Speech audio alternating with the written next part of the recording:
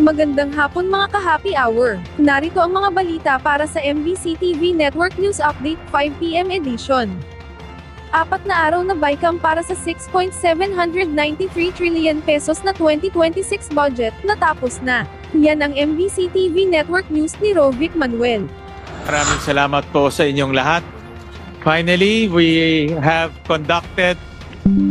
concluded our bicameral conference committee meeting. Finally, we have reconciled the disagreeing provisions. And finally, we have a budget that we can be proud of and responsive to the Filipino people.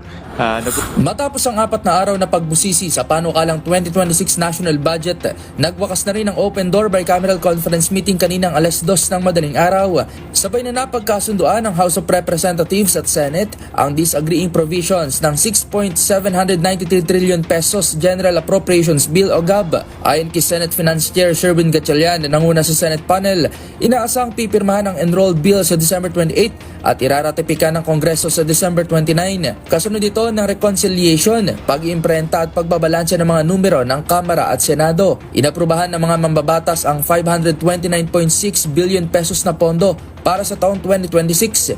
Binawasan ito ng halos 21 billion pesos kasunod ng pagtapya sa presyo ng construction materials para sa infrastructure projects ng pamahalaan. Git ni Gatchalian, higit 16 billion pesos ng naturang savings ay ilalaan sa PhilHealth, habang nasa 4.25 billion pesos naman ang magsisilbing calamity funds ng NDRRMC. Nagdesisyon din sa BICAM na ibalik sa 899 million pesos ang alokasyon para sa Office of the Vice President o OVP 2026 budget na orihinal na itinakda ng Malacanang. Ito ay sa kabila pa rin ng hindi pagdalo ni Vice President Sara Duterte sa plenaryo, kung kaya itinulad na lang ang budget para sa 2026 sa naging alokasyon ngayong taon. Bukod sa DPWH at OVP, inaaprubahan din sa ika-4 na araw ng BICAM ang budget para sa Department of Environment and Natural Resources o DNR, Department of Tourism at Department of Transportation. Ayon kay Committee on Appropriations Chairperson Nueva Ecija Representative Micaela Swansing, makasaysayan aniya ang pagtatapos na ito dahil ito ang kauna-unahang BICAM conference na ini-livestream. Tiwala naman ng Kongreso na hindi magkakaroon ng reenacted budget at walang i-veto dito si Pangulong Bongbong Marcos na target namang pumirma bago matapos ang kasabay niyan, tiniyak rin ng mga mambabatas na ang budget para sa taong 2026 ay walang magiging korupsyon at magiging transparent para sa mga Pilipino. Ako ay kampante na itong budget na ito ay tunay na tutugon sa mga pangangailangan po ng ating mga kababayan. At ang higit sa lahat, itong budget na ito ay corruption-free at higit sa lahat, wala nang overprice at higit sa lahat, ito po ang budget na magiging masasabi ko standard for transparency. Para sa MBC TV Network News, ito si Rovic Manuel ng DZRH TV. Una sa Pilipinas, una sa Pilipino.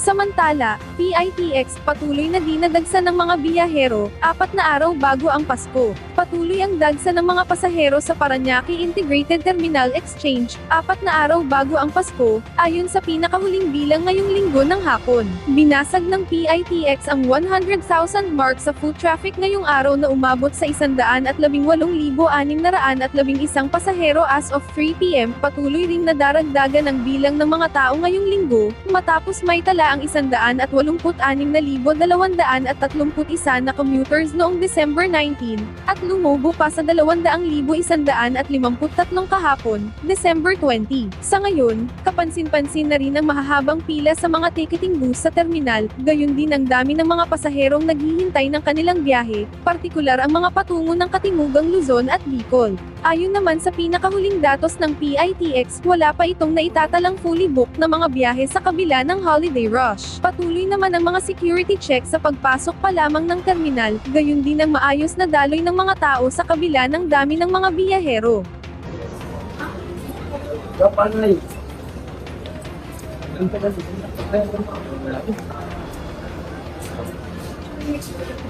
Nasa 4 mo.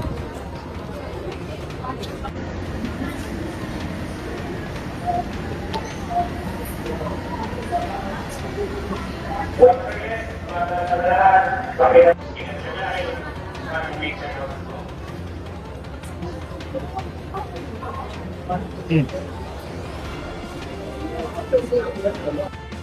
Bago tayo magtapos, narito na ang Christmas countdown, ngayong araw ng linggo. 4 days na lang, Pasko na. At yan ang mga balita para sa MBC TV Network News Update 5 PM edition. Samahan ninyo kami bukas, mula alas 9 ng umaga, hanggang alas 5 ng hapon.